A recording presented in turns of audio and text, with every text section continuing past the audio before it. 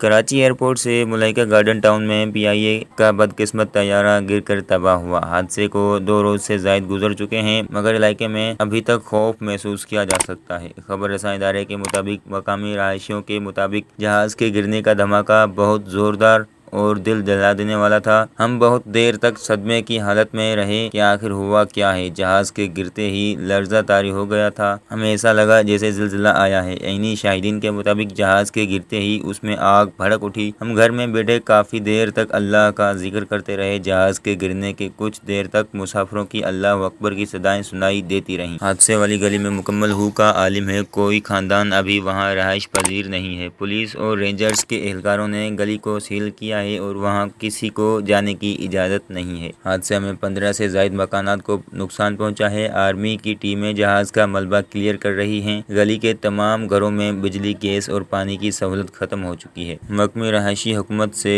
گھروں کے ہونے والے نقصان کے ازالے کا مطالبہ بھی کر رہے ہیں۔